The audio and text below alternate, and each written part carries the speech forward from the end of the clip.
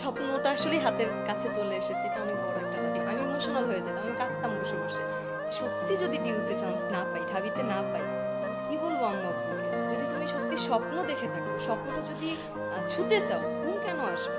স্বপ্নটা সঠিকভাবে দেখতে হবে, তাহলে কখনোই ঘুম আসবে না। কারণ আমার যেটা মনে হয়, অ্যাডমিশন জার্নিতে যে যত বেশি এক্সাম দিবে, যে যত বেশি রিভিশন করবে, ঢাবি তত তার কাছে।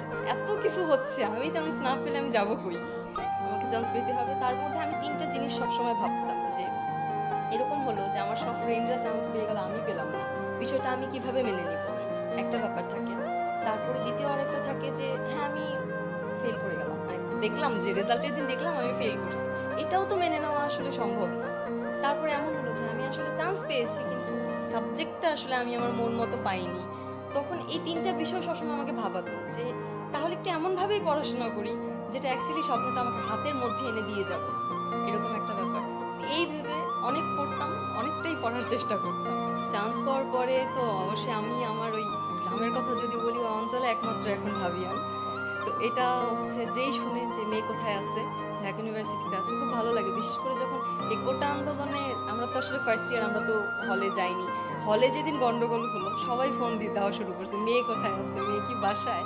এই জিনিসটা আমার খুব ভালো লাগতো তখন, যে আসলে খোঁজ নিচ্ছে।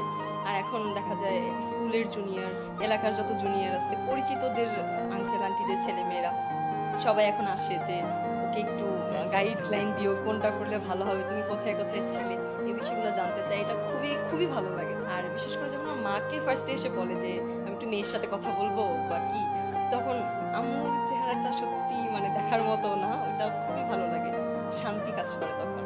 আর অ্যাডমিশন জার্নিতে আইডি ডিঅ্যাক্টিভ ছিল, একটা ফেক অ্যাকাউন্ট থেকে আমি ক্লাস করতাম, আর যেটা আমি আজকে রিভিল করলাম।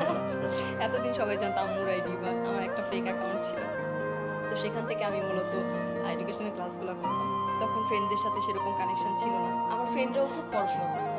ফ্রেন্ডরাও কখনো এই মেসেজ দিস না কেন, ওরাও এগুলোর থেকে অনেকটা দূরে ছিল। এজন্য ওরাও চান্স পেয়েছে আজকে। তো এই জায়গাটা থেকে দূরে থাকবা, যে ফ্রেন্ড দেখবা যে ২ দিন কথা বলো না, দেখে খুব বাজে বাজে কথা বলতেছে মেসেঞ্জারে এসে, এরকম ফ্রেন্ড থেকে দূরে থাকাটাই ভালো। অন্তত অ্যাডমিশন জার্নিতে, কারণ চান্স পেলে সে যদি না পায়, সে এমনিও তোমার থেকে দূরে সরে যাবে। অনেকে আছে ফোনে এত বেশি অ্যাডিক্টেড হয়ে যায়। হ্যাঁ, অবশ্যই ফোন চালাও, ব্যাপার না, কিন্তু সেটা যেন আসলে পড়াশোনার ক্ষতি না করে। বন্ধুত্ব অবশ্যই থাকবে, কিন্তু সেটা যেন পড়াশোনার ক্ষতি না করে। এই ২ টা জায়গা যে অনেক বেশি সচেতন। আবার অনেকের একটা সমস্যা থাকে, একদিন পড়ার পরে আগামী ২ দিন পড়াশোনা হয় না। এটা একটা বড় সমস্যা। আমি যেটা মনে করি যে একদিন যখন আমি পড়াশোনা করি, এত বেশি মোটিভেশন আসে, ঘুম খাওয়া বাদ দিয়ে পড়াশোনা করি। পরদিন সেই এনার্জিটা থাকে না পড়াশোনার। ২ দিন ঘুমিয়েই চলে যায়।